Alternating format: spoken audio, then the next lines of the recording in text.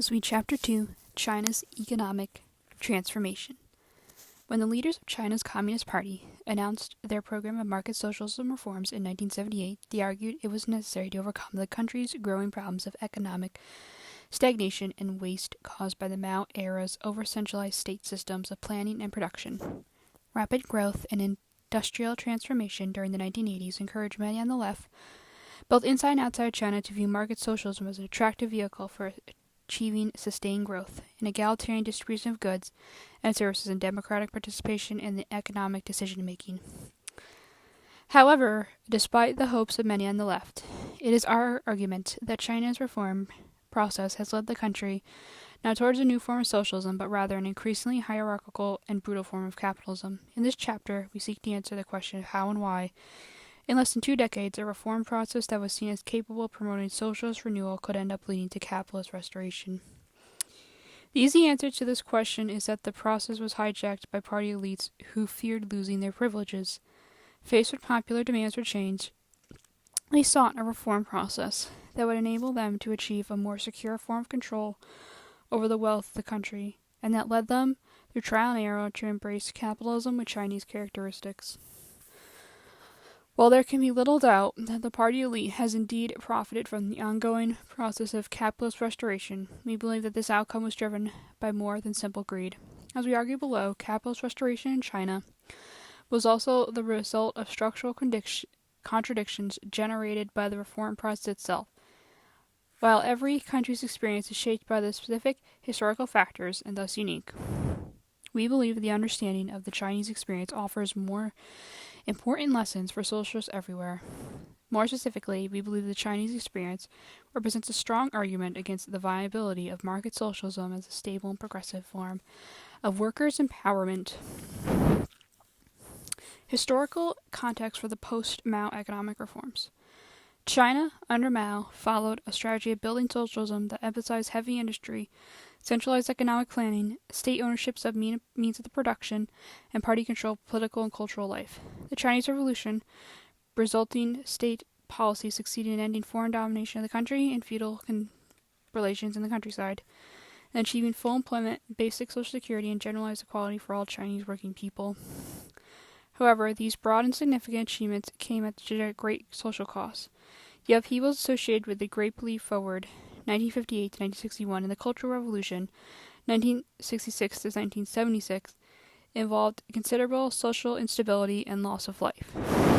Urban workers also became increasingly frustrated by the party's resistance to industrial democracy, including its opposition to a greater role for workers in enterprise management. The sole legal union federation, the All China Federation of Trade Unions, proved no help. Operating under tight party control, its main responsibility was to promote production and labor discipline.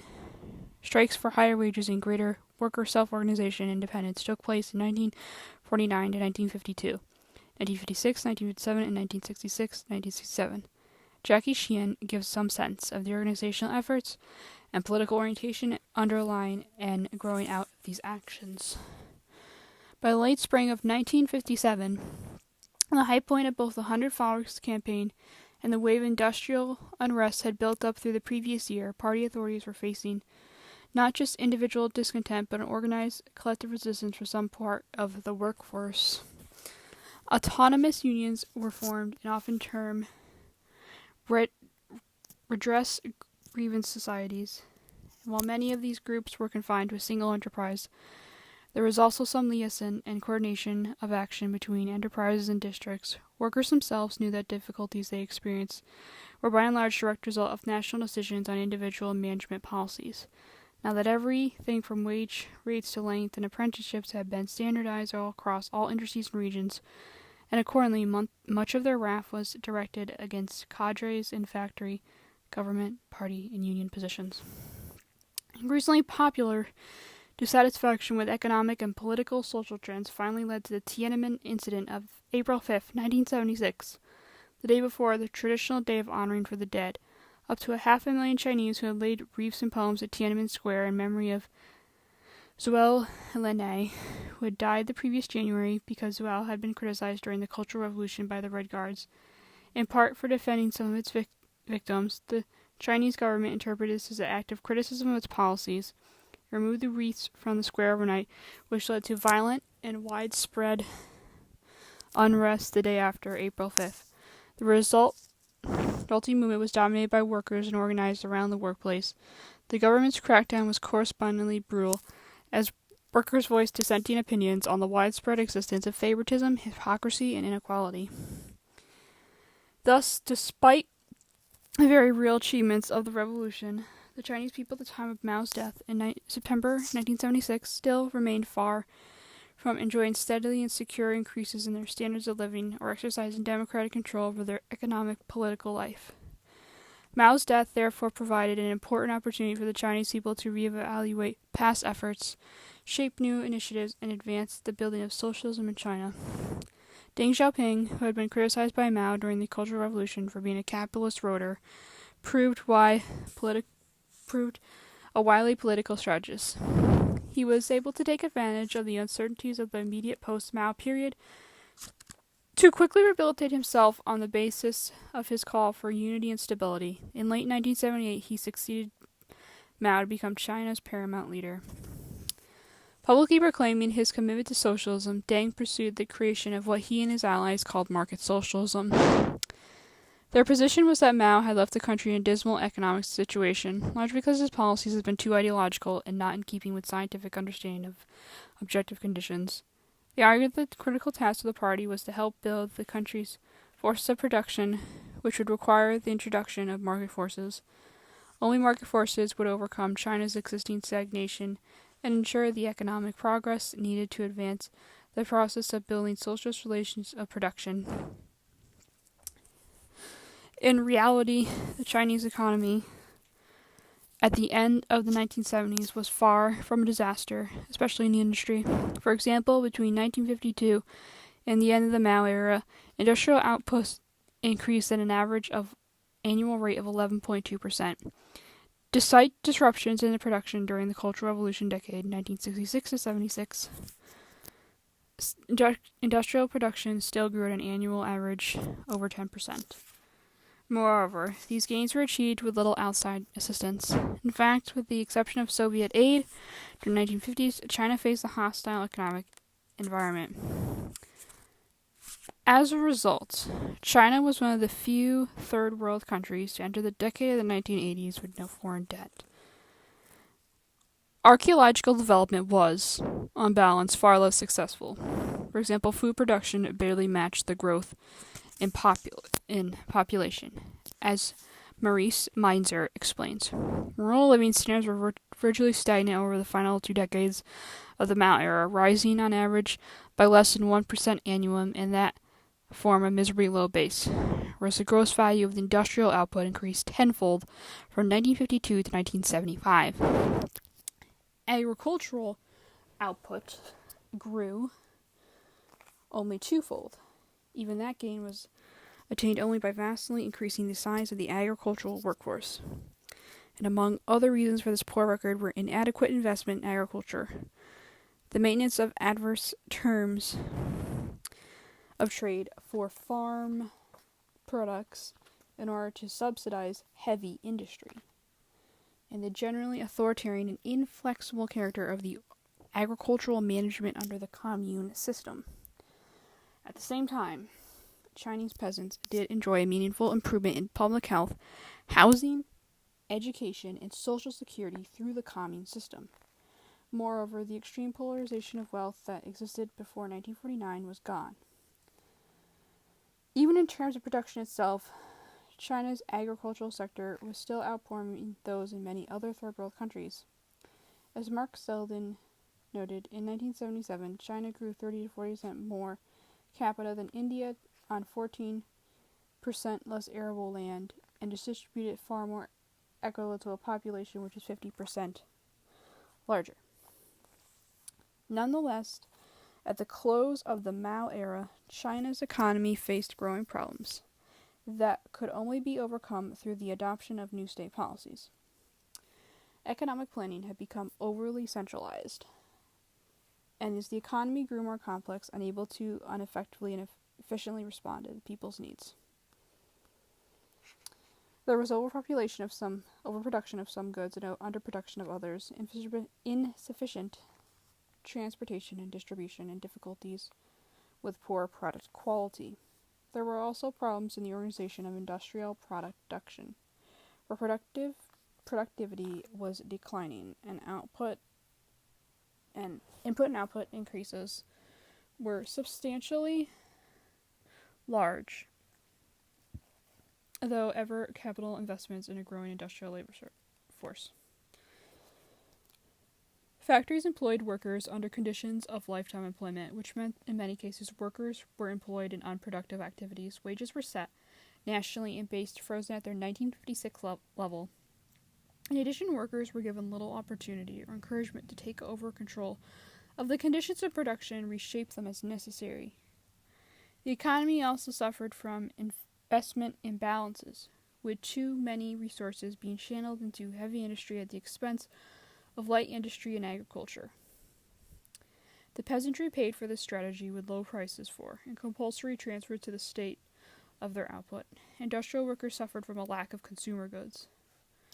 The Cultural Revolution, which was an attempt to shake up the system, also had negative consequences that went beyond the disruption of production, investment, and technological development. Rather than empowering working people by strengthening their collective organization, it wore them out with constant campaigns orchestrated from above, leaving them less motivated by social or moral appeals. And it was followed by a reassertion of hierarchical party control both in production and at the levels of society. For example, unions were basically suspended during the Cultural Revolution, and they were finally reactivated in the late 1970s. They were recognized to ensure the greater party control over their activities. In short, the system was grinding down, and worker and peasant dissatisfaction was growing.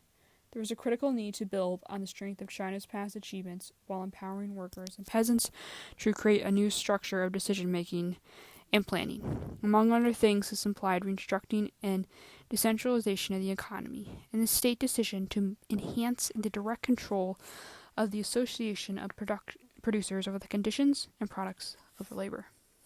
Unfortunately, this is not the way that the post-Mao government responded to people's desire for change. The post-Mao reform process. The party led by Deng argued that solving China's economic problems required raising the country's productive forces and not further experimentation with new socialist relations of production. And according to Deng, this was the best way to enhance these productive forces was through greater use of markets. Markets would help overcome past problems of centralization, decision-making, and allowing for efficient use of productive resources, including labor. The predicted result would be more rapid growth and technological process, as well as sustained increases in consumption and consumer well-being. It was the party's decision to marketize the Chinese economy. There were no mass movements seeking to solve China's many economic and social problems by strengthening market forces. As Robert Whale explains, markets were imposed by the Chinese by the government fiat, notably enforceable breaking up of the agricultural commune system which had been developed under the leadership of Mao Zedong, to replace with a system of individual family contracts and an equally rapid and forcible demolition of socialist forms of collective public welfare, now being imposed on state-owned enterprises and all their major institutional centers of society, including universities. As we shall see, while it may have been a party's decision to begin marketization, the market imperatives quickly proved uncontrollable. Each stage in the reform process generated new tensions and contradictions that were resolved only a further expansion of market power, leading to the growing consolidation of capitalist political economy. Thus, rather than using capitalism to build socialism, as reformers argued would be the case, the reality has been that market socialism used socialism to build capitalism. The reform process, Stage 1, 1978 to 1983. The greater use of market forces was presented at the third plenum of the Chinese Communist Party in December 1978 as the key to achieving a historic shift of socialist modernization. The party called for giving more authorities to regional and provincial planning bodies, giving greater power to state-affirmed managers to organize production and encouraging more diverse forms of production, including cooperative and private firms. According to the party pronouncements, centralized planning would still shape the overall structure and direction of the economy. Economic activity, but new growth would now be increasingly promoted and organized by the action of these new strengthened economic factors. The key element underpinning and giving coherence to this new approach was to be creative, flexible, and use of markets.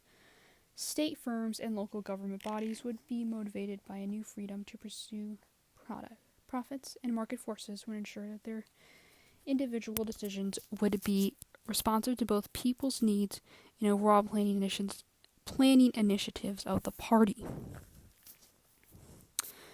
The reforms were the first introduced into selected urban areas in early 1979. Central to the state's effort to promote market socialism was the creation of labor market.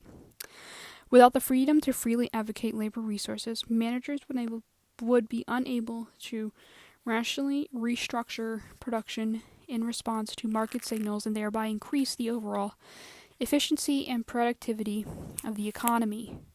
Because the government recognized this policy undermined an important achievement of the Chinese Revolution, it began pursuing labor market reforms through pilot programs in which managers at selected enterprises were given the power to terminate lifetime employment contracts, discipline workers, and even close some inefficient firms. In 1983, the state took a major step by ordering the state enterprises to hire new workers on a contractual basis, meaning that their employment would be for a limited time and with none of the job security and welfare benefits enjoyed by the regular state workers. By April 1987, China's state-owned enterprises, or SOEs, had enrolled 7.51 million contract workers and about 8% of the industrial workforce. An additional 6 million state enterprise workers faced employment reforms which will result in their becoming contract employees. One oblivious effect of the contract labor system was to increase inequalities and divisions within the industrial working class. Selected state firms were also allowed to produce and sell goods above regulated government prices after meeting planned targets.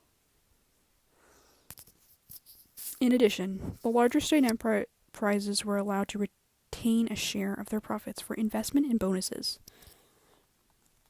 The private sector also received new encouragement as part of the reform process. Initially, private enterprises were restricted to employing fewer than 7 family members and apprentices.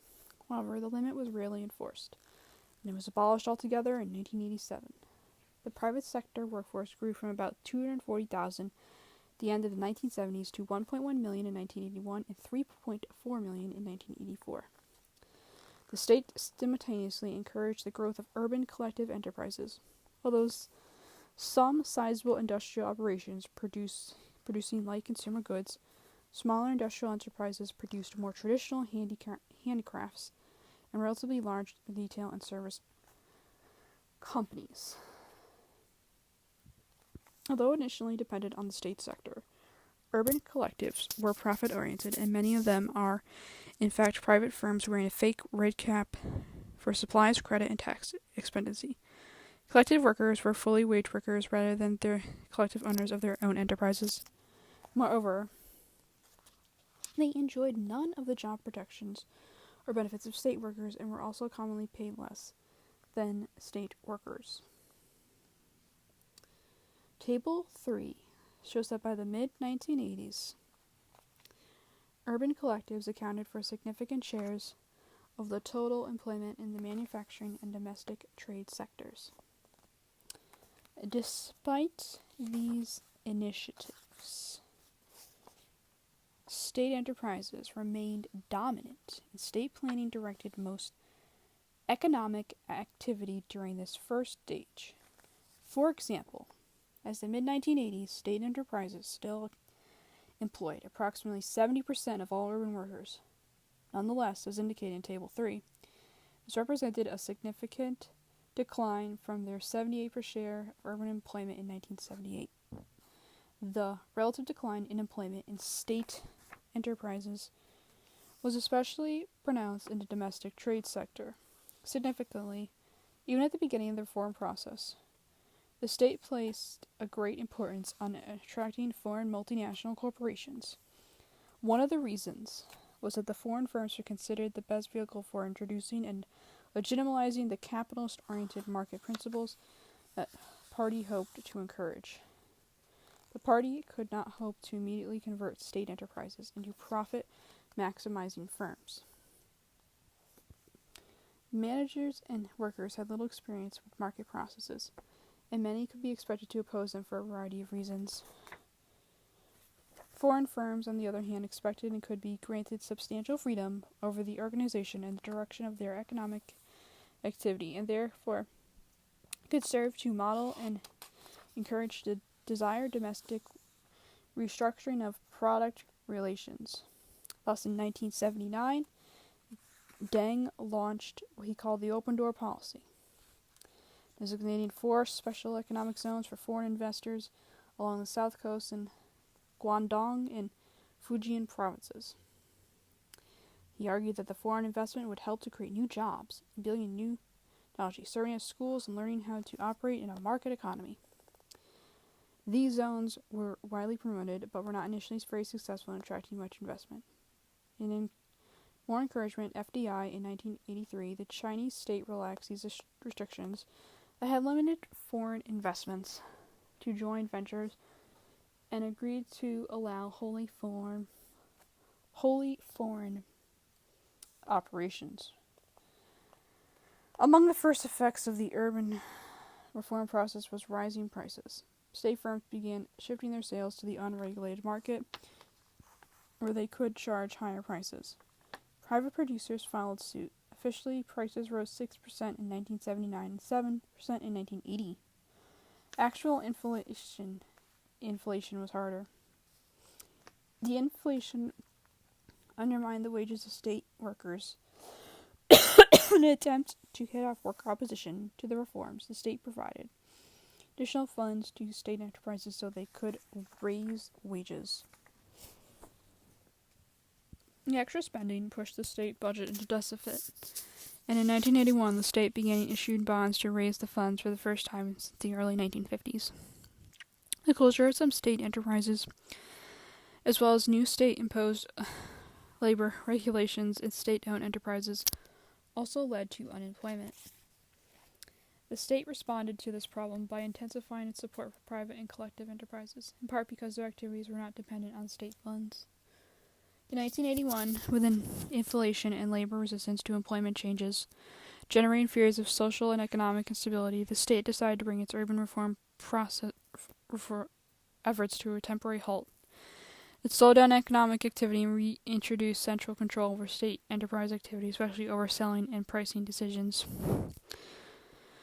State efforts to reform the rural economy began not long after the introduction into the urban reforms. Their aim was to boost agricultural production through market-based reforms. In the spring of 1979, the government raised prices for compulsory grain deliveries by 20% and offered 50% premium for grain delivered above quotas. It also boosted prices of other agricultural products. In addition, it reduced state restrictions on rural markets and increased legal limits on the size of private plots within the commune.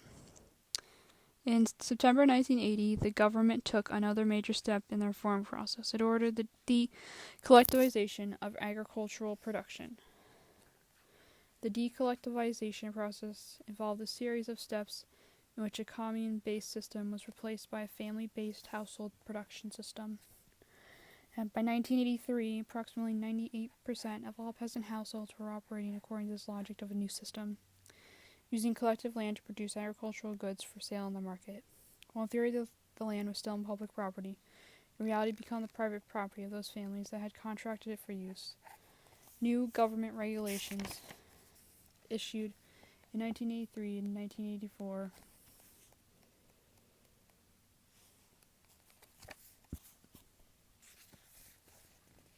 allowed those in possession of contracted land to use wage workers for production or to rent out the land to tenant farmers. By the end of the 1980s, those in possession of the contracted land had full rights to rent it, sell it, or pass it to their heirs. The demise of the commune system was also involved in the transfer of political and economic power to new government entities. The new constitution of December 1982 gave communes previous political and administrative powers of newly created township and village governments. These governments also took possession of the commune's industrial assets, which were restructured as township and village enterprises. One of the big attractions of the Chinese reform strategy for progressives, especially outside China, was the rise of TVEs. Left critiques of state socialism have focused on the undemocratic and wasteful consequences of highly centralized control over and top-down management of state-owned enterprises. TVEs were seen as hopeful alternative from an organization that, and they were said, to be collectively organized and market-oriented. The number of TVEs grew fast, from 1.5 million in 1987 to 25 million in 1993. By the latter year, TVEs were employing over 123 million workers, up to 28 million in 1978, see Table 4. However, these enterprises never functioned as vehicles for worker empowerment or socialist advancement. In actual fact, few are collectives involving worker decision-making. They are really private operations in disguise. In many cases, individual governments, leaders, run them, appointing managers and directing the allocation of earnings. In some cases, they are actually joint ventures in which foreign capitalist remains a controlling position through its domination of the board of directors. They can and do go bankrupt. It is common for many of the workers to be temporary, and with management having power to hire and fire all at will. In addition, worker earnings have remained low. This is not surprising insofar as the TVEs fall outside many of the regulations designed to protect the rights and conditions of urban workers. Trade unions are usually absent or in piecemeal in such workplaces, and their record on welfare rights and health and safety is very poor. Studies have shown that on average, TVE workers can earn basic wages which are lower than a minimum wage and must earn rest through overtime and price rate quota bonuses. Even the basic wage is not guaranteed, since the minimum wage is set by local township authorities whose material interests, both institutionally and privately, are tied up in the maximization of profit. Indeed, TVE competitiveness and profit margins are largely underwritten, and the abundant supply of dirt-cheap rural labor freed up the dissolution of the commune system and the impoverishment of individual family farms. In terms of their contribution to employment, the TVEs peaked in absolute relative terms in the mid-1990s.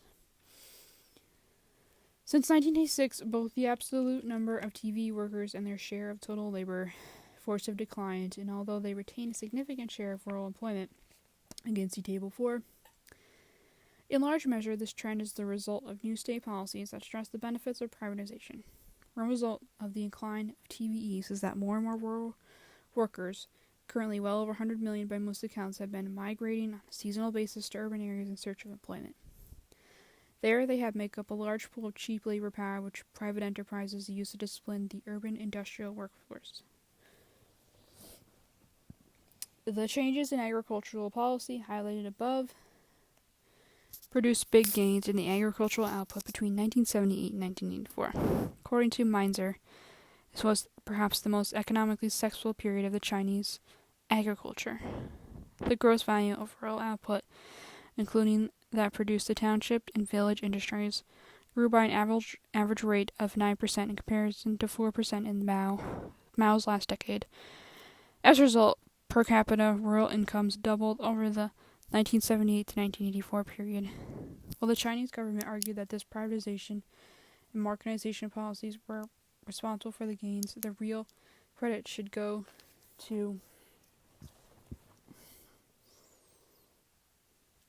higher agricultural prices offered by the government, as well as its shift in investment funds to support agricultural and rural-based light industry.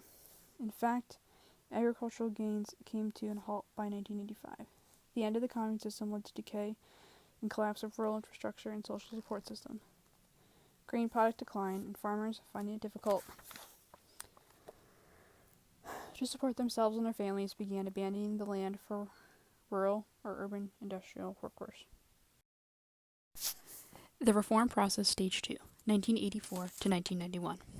The party's freeze on urban reforms and economic tightening during the 1982 to 1983 succeeded in stabilizing the urban economy, and encouraged by the early gains in rural production and incomes, the state decided to renew, in fact, accelerate its urban reform efforts in 1984.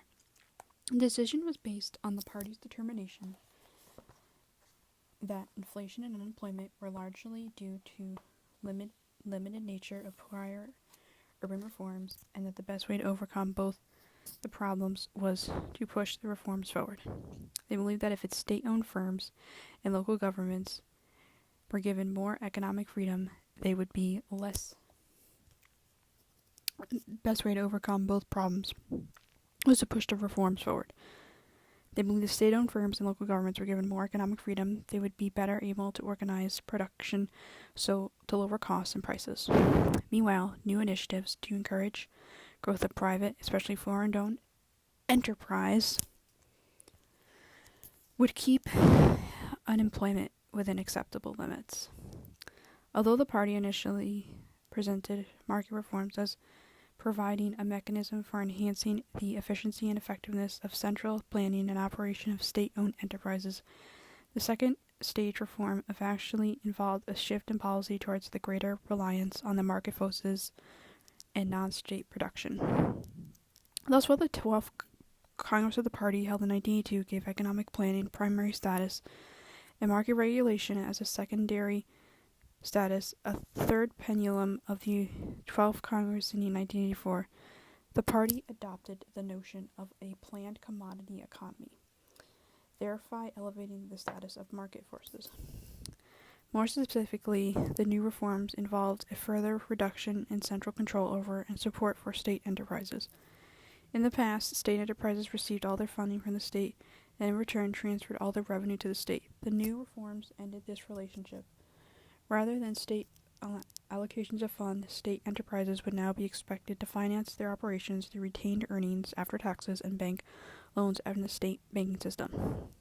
Since the loans bore interest and were repayable, it was assumed that they would encourage factory directors to utilize scarce capital with greater prudence in a more economically rational fashion, and thereby mitigating the chronic problem of overproduction of some goods while there was present shortages of other products. The state also changed its budgetary relationship with local and provincial governments. These units of governments were now given the right to retain a greater share of the tax revenue and earnings they collected and greater freedom over how to use them. This was to further encourage them to pursue investments and organize the production of enterprises under their jurisdiction in response to market opportunities. Having decided to rely on market forces to shape production and investment decisions, the state had little choice but to end state control over prices. In October 1984, a party decree allowed the prices of the most consumer and agricultural goods to move freely in response to market forces. The prices of the most industrial products would be allowed to move more freely, but in a band set by state planners. Only the prices of basic industrial and essential industrial products like steel, coal, and oil would still be set by the central government. The party's tighter embrace of market forces also required significant new labor market reforms. These reforms were necessary to ensure that state managers would be able to pursue maximum profits in response to changing market conditions. Already in 1982, the Chinese Communist Party had abolished the right to strike in the new constitution. But party proposals to end unemployment guarantees for state workers were an even more controversial reform.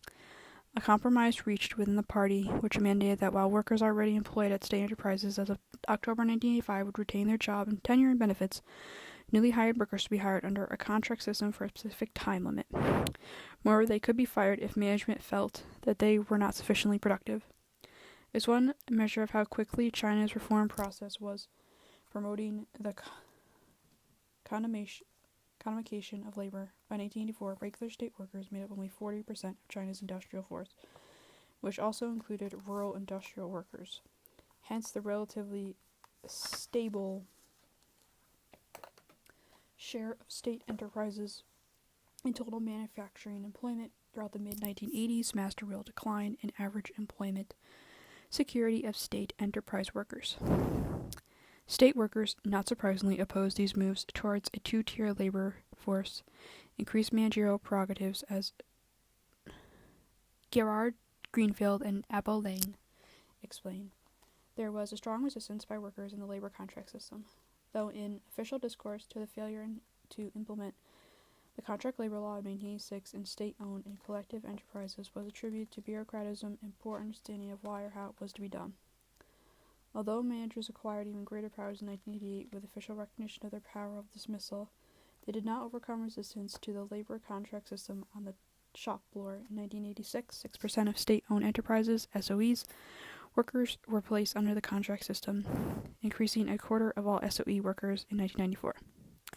Workers' resistance to the new contract system was also reflected in a slowdown in labor productivity growth, as employed workers refused to give up their job security, and labor force and trends continued to demand access to secure state sector jobs. As a result, the reforms were considerably reinterpreted, amended, and weakened, particularly by trade unions, before they were introduced to the workplace. New performance-based pay initiatives, for example, were very partially implemented. While the state continued to place high priority on foreign investment, the 1984 territorial areas of 4 original special economic zones were expanded and 14 additional coastal cities were opened to foreign investment. In 1983, the 3 large regions were similarly opened to foreign investment: the Pearl River, Mian River Delta, and Yangtze River Delta, and then the entire coastal area was open to foreign investment. The effort was justified of all the alleged success of the Shenzhen zone in promoting export-oriented foreign investment and making it the vanguard of urban reform for an entire country. In reality, Shenzhen was far from success. There was a lot of economic activity in the zone, most visible state construction to building sites for foreign investors, especially from Hong Kong. While Hong Kong businesses did invest in the zone, their contribution was minimal. Operations which took the region's low-cost labor force did little to build industrial skills or transfer technology. They also did little to boost China's foreign exchange earnings. Rather than export its products, some 70% of goods produced in the Shenzhen zone were sold in the Chinese domestic market, often illegally for foreign currencies. Moreover, most of what the Shenzhen imported, either from abroad or from other parts of China, wasn't consumed within the zone itself, but resold for illegal profits to buyers at the interiors of China. Even when it became clear the Shenzhen was functioning primarily for the illegal private profit-making, the state continued with its special zone strategy. In 1986, the government introduced new and more liberal regulations for foreign investment. These included lowering taxes and other costs of businesses, giving foreign companies more freedom to hire and fire workers, and making it easier for them to acquire foreign exchange. In March 1987, Shenyang, then the Secretary General of the Chinese Communist Party, calling for offering foreign investors new preferential treatments as part of his proposed coastal development strategy. In an October 1987 report to the 13th National Congress of the Communist Party of China, titled "Advance Along the Road of Socialism with Chinese Characteristics," he declared that China should enter the world economic arena more boldly, and that his aim to be developed an export-oriented economy. Zhao's strategy received the support before the party congress. As before, the reform effort almost immediately granted generating serious economic imbalances and tensions. With enhanced freedom to pursue profits, state firms and TVEs raised their prices and began borrowing to reduce their productive capacity. Local governments also began buying and converting farmland into industrial use. The cost of construction materials soared, as did the prices of investment goods and materials. The burst of this demand triggered a sharp rise in imports, especially the basic inputs and machinery. China's balance in trade registered sizable defects in 1985 and 1986 of $14 billion and $12 billion, respectively. Inflation also became a major problem. After rising at an annual rate of almost 8% over the years 1985 to 87, prices jumped by more than 18% in 1988 and 1989. They rose even more by 30% in Beijing and other large cities. The large increase in inflation again forced the government to raise state wages, thus in turn produced a growing central budget deficit at a record $5.9 billion in 1986, $6 billion in 1987, and yet another $9 billion in 1988. These deficits were financed by state borrowing, which in turn added to inflationary pressures. The seriousness of the problems of inflation, declining real wages, trade deficits, and budget deficits took several years to become apparent. Initially, it appeared that the reforms had succeeded brilliantly. During the 1980 to 1989, China's real GDP grew at the same annual rate of 9.7, tied with South Korea for the world's fastest rate of growth. More direct evidence of success came from the generally acknowledged input in rural and urban living standards during the first few years of the phase of the reform process. As noted above, these rise in agricultural production during the early 1980s established growth of rural industries and generated a rapid increase in rural incomes. This increase, coupled with the government's support for light industry and the willingness to run budget and trade deficits, combined to ensure a growing demand for goods and services and a plentiful for those goods and services. However, the collapse of the commune system and the rising prices of agricultural inputs eventually put the squeeze on the farm production, which began stagnating by the mid-1980s. Agricultural incomes, which grew by 15% during the year 1987-1984, rose by only 5% over 1985-1988, a mere 2% in 1989. Rural industries, whose output had grown by an average of annual rate of 37% between 1984 to 87, also faced growing hardships in the following years, largely as a result of inflation and a shift in government towards urban industry. The inflation also hit urban workers hard. The government admitted that 20% of urban families suffered declines in their living standards in 1987.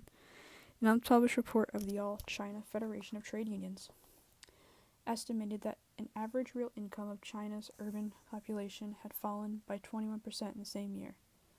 And in inflation accelerating in the following years, poverty problems likely grew worse, especially for those employed in the state sector. With trade and budget deficits, inflation, food shortages, and labor unrest going, the government finally decided in late 1988 to halt its reform and slow down the economy by tightening the money supply and reducing banking loans and investment. The economy went to recession. In 1989, TVEs were especially hurt since they relied heavily on bank loans. Rural unemployment rose sharply, and many of those employed began migrating to cities in search of employment. Protests by urban workers against economic conditions also became increasingly common. In response, the government took a harder line. Premier Ling Ping told the police to be vigilant against social upheavals, while control of the media was tightened, as editors were enabled to not criticize the economic reforms, not talk of political reform, and be very careful about reporting incidents of against price increases like in places like Poland. The history provides the context and rise of China's democracy movement, the events of Tiananmen Square, and the political repression that followed, which especially targeted workers who had formed autonomous workers' federations in solidarity with students.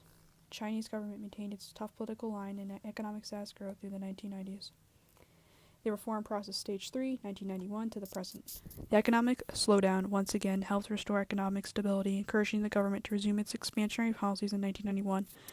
And in 1982, Xi Jinping launched the next stage of China's reform process while on a month-long tour of southern China. During a visit to a special economic zone at Shenzhen, he declared, as long as it makes money, it is good for China. The 14th Party Congress in October 1992 announced its determination to establish a socialist market economy with Chinese characteristics. Marxist courts were already freely opened in China. A significant development in this stage of the reform process was that the party now decided to abandon its long-held commitment to state-owned enterprises as the central anchor of the Chinese economy. As W.K. Lau explains, the official SOE reform policy had been conceived in terms of revitalizing the majority of SOEs by the means of increasing SOE autonomy, managerial incentive creation, subjecting SOEs to increasing market discipline, state developmental intervention, and however, the Chinese had now decided to shrink the state sector, not only by enforcing faster growth in the non-state sector, but by actually privatizing SOEs. A step required a careful restatement of the party's earlier position that the state sector would play the leading role in the economy in order to maintain the socialist characteristic of Chinese development. In November 1993, the third pendulum of the Fourth Party Congress adopted a resolution on how to establish a socialist market economy. In line with the 13th Congress position, the public sector would remain the principal part of the economy. This would be achieved by occupying a dominant position in total assets, with the state economy playing a leading role through controlling stakes in enterprises in pillar industries and key enterprises in basic industries. In other words, private equity and participation in all but militarily enterprises and SOEs producing exponential products were envisioned. The state's plan to turn large and medium state enterprises into limited liability or shareholding companies. Limited liability companies would have 2 to 50 shareholders. Shareholding companies would have more than 50 shareholders and could offer public issues. 100 centrally run and 2,500 locally run state-owned enterprises were selected for the conversion, which was largely completed by late 1998. By late 1994, the privatization policy was extended under the slogan of grasp and the big, enliven the small. Under this policy, the state determined it would maintain control over 1,000 largest state-owned enterprises, while all remaining state firms would be able to for leasing or sale into private hands. This privatization was done de jure or de facto through transformation in so-called share-based cooperatives. In SBCs, shares are supposed to be sold to the enterprise's employees, hence the cooperative nature of the term employee. However, includes management, and in practice, profitable firms have been privatized through management buyout, while workers are forced to take up unprofitable ones in order to save their jobs. Since 1995, the privatization of small SOEs has proceeded at a rapid pace. Ironically, this privatization drive picked up steam just when many left and progressive economists were celebrating China's experience as offering a new model for socialism. By the end of the 1990s, SOEs employed only 83 million people, representing just 12% of the total employment, and over one-third of urban employment. Their contribution to GDP had declined to only 38%. As a result of these developments, the joint stock company was becoming the dominant form of enterprise organization. For example, at the end of 1996, 4,300 SOEs had been converted into joint stock companies. In 1997, there was 9,002 companies in China, including startup firms and those transformed from existing companies. 107 of them ranked among China's largest 500 industrial enterprises, and 62 remain ranked amongst China's largest 500 service enterprises. Their average net fixed assets were 500 billion yuan, which represented over 20% of the total of all industrial SOEs. Still, the process of privatization continued. In September 1999, the fourth pendulum of 15-Party Congress expanded the let-go of the policy to include the medium as well as state-owned enterprises. In July 2000, even the Beijing city government announced that the state and collective ownerships would be phased out in small and medium-sized SOEs with the next 3 years. In 2001, state enterprises accounted for only 15% of total manufacturing and employment, less to 10% in domestic trade.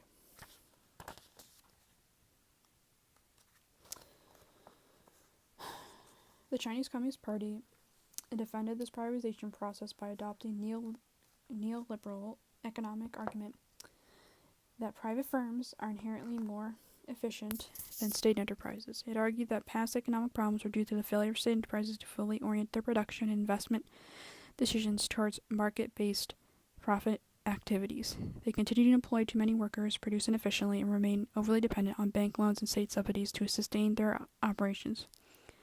However, reviews of the theoretical and empirical literature on privatization have concluded that no such blanket endorsement of private state ownership over enterprise is warranted.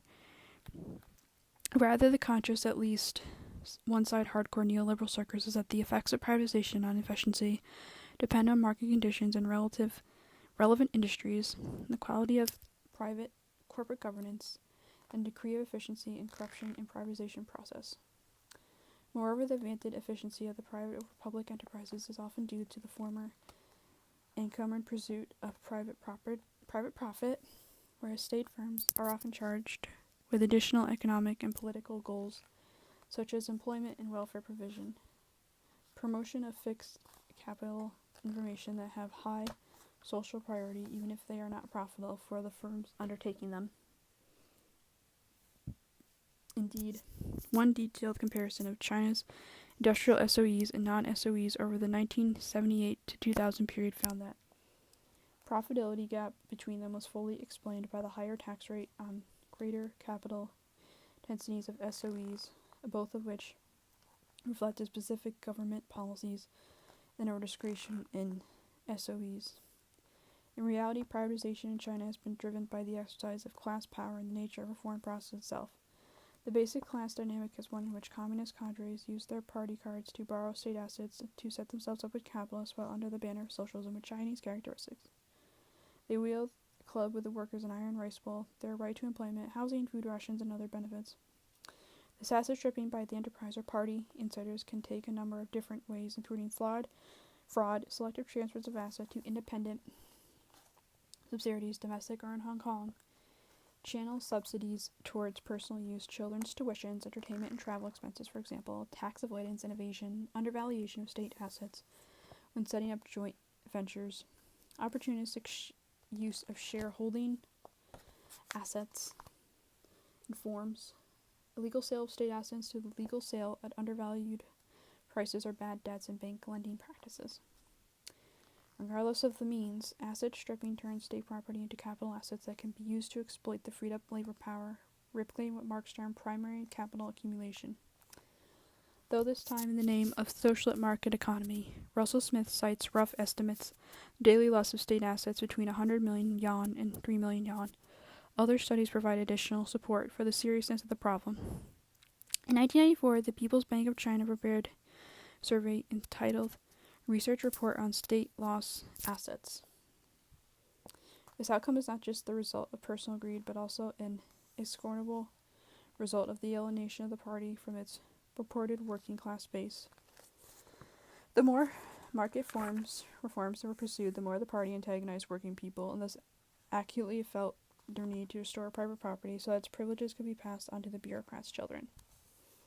As noted by Eva Chang, the party's push for capitalism in all but name has been supportedly zealous by the military, provincial, and local bureaucrats, whose ability to pursue their private gains has been enhanced by the material resources provided by sweeping fiscal decentralization.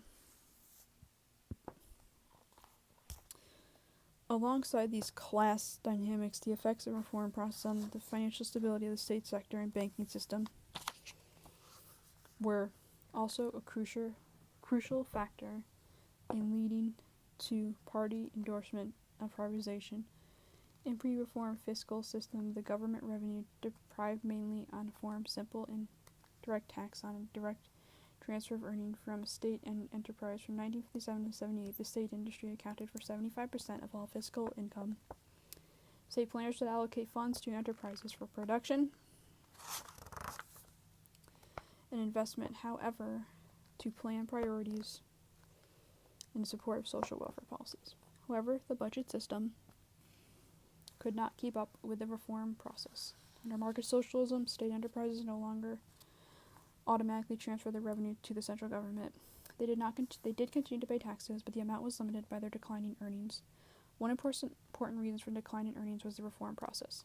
By opening markets to competing private enterprises that were free of employment and social welfare obligations of the state-owned enterprises, the party undermined the state sector monopoly over power and profitability. While state firms faced growing financial difficulties, the private sector enjoyed rapid growth. By 1995, it accounted 40% of non-agricultural employment, 35% of registered capital, and 33% of industrial output, 45% of retail sales, and 47% of exports. Moreover, the private sector enjoyed especially favorable tax rates. As a result, while the private sector accounted for roughly 40% of national economic activity, it contributed only 11.4% in tax payments. As a consequence, physical revenue as a share of GDP fell from approximately 35% in 1978 to less than 11% in 1996. The state thus found itself with a growing budget deficit. This development was especially troubling for social stability, since the central government, as part of its reform effort, was committed to assuming responsibility for various social welfare functions, including healthcare and unemployment insurance. State-owned enterprises also found themselves increasingly short of funds. One reason against their crushing tax burden: between 1982 and 1996, the state taxed away 86% of total state sector net income. The situation forced state enterprises to increase their reliance on bank loans. However, the decline in state enterprise earnings meant that state banks were extending more and more credit to enterprises that were increasingly unable to repay their debts, and put China's banking system at risk. Although aware of the problem, the authorities were reluctant to order a halt on loans for fear that state sector bankruptcies would be intensely brewing fiscal crisis and potentially be a more dangerous unemployment problem. Thus, the reform process and stability in the state sector, which was transmitted to both central government fiscal budget and the state banking system. The party found privatization to be the most attractive response to the situation. For one thing, sales of state enterprises would generally desperately needed state revenue. Moreover, newly privatized enterprises were expected to be less dependent on the state banking system for operated funds. The city of Shenyang, once a major heavy industrial base in the Chinese planned economy, offers a good example of the scope of the result of the privatization process. The city government formed a joint venture with a Hong Kong-based subsidiary of the British Investment Bank and put 120 SOEs and 18 industrial groups into its portfolio to sell to the domestic and foreign investors. Similar dynamics also led to privatization of most TVEs. As the reform process proceeded in the early 1990s, the TVEs lost many of their earlier advantages. Samuel S.P.O. and Paul Bowles and Zhao Yan Dong explains. The banks, the main source for funds of TVE's expansions in the mid-1980s, came under increasingly pressure to operate on more business-like lines to scrutinize loan applications more carefully. The deepening of enterprise reforms in the state sector reduced the organizational advantages which TVEs had joined over SOEs in an area of the enterprise autonomy. Moreover, the markets for many products produced by TVEs had shifted from sellers to buyers' markets. The degree of market competition facing TVEs intensified, and the macroeconomy became sluggish. This came at a bad time for TVEs, in which had invested heavily in 1993 and 1994 period. Largely financed by bank loans, followed lending given to the economies by Deng's southern tour. Equally devastating for TVEs was a new opportunity to profit from private production. Many managers began illegally transferring TVE assets to products or private enterprises where they could earn greater returns. This asset stripping accelerated in the mid-1990s after the party committed to the privatization of small state enterprises. Convinced that their enterprises had been sold sooner or later, managers believed that the more enterprises' assets went down, the lower the price they would need to pay the local government, finally decided to sell the enterprise. Faced with declining profits and deindustrialization, township and village officials took their cue from the state officials to begin a rapid sell-off of TVEs beginning in 1996. More often than not, township villages sold the TVEs under their control to the individuals that had managed them, believing that this was the most effective way to ensure the end in asset stripping that had helped encourage the privatization in the first place. As a result of these developments, China's economic future depends on the performance of privately owned enterprises a reality acknowledged if not welcomed by the Communist Party. In 2002, the party opened its membership to private entrepreneurs. In December 2003, it recommended the National People's Congress amended the Constitution to provide new and stronger legal foundation for private property, placing on equal footing with public property. Privatization was not the only strategy forced on the central authorities by conditions of its reform effort, as suggested by Shenyang example. The state also redoubled in its effort to attract FDI. Attracting foreign investors was an important part, and because not many domestic investors had sufficient resources to provide shares in large and medium-sized firms scheduled for privatization. Foreign enterprises were also thought to likely to help promote the desired profit-maximizing behavior throughout the economy. They were also thought able to generate exports needed to cover China's rising trade deficit. The Chinese government implemented a number of policies to attract FDI, including opening up new geographic areas and industries to this investment. As desired by the governments, most FDI, approximately 90% between 1986 and 1999, has been so far in coastal areas. The foreign investment came up largely from overseas Chinese, but in early 1990s, U.S., European, and Japanese investors had greatly increased their share. To this point, most FDI has been in manufacturing. However, there appears to be a specialization based on nationality of investor. As Alicia Bronstein and Gerald Epstein explain, investors from the Chinese diaspora of Hong Kong and Taiwan are at one end, increasingly primarily in the labor-intensive, low-wage exporting firms at the other end. Firms from Japanese investment in intermediate goods produce a higher quality for the Japanese market, and U.S. and European firms primarily investing in firms the hope will sell to the Chinese market. Of course, U.S. firms are well known to hire low-wage firms on a contract basis to produce goods for export.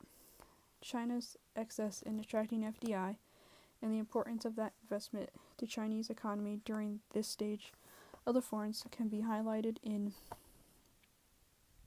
a number of different ways. Table 2, for example, shows the rapid growth in FDI in dollars as a percentage of gross investment beginning in the half of the first decade of the 1990s. As a result of this investment, the share of foreign manufacturing affiliates in total manufacturing sales grew rapidly and steadily from 2.3% in 1990 to 14% in 1995 and 31% in 2000.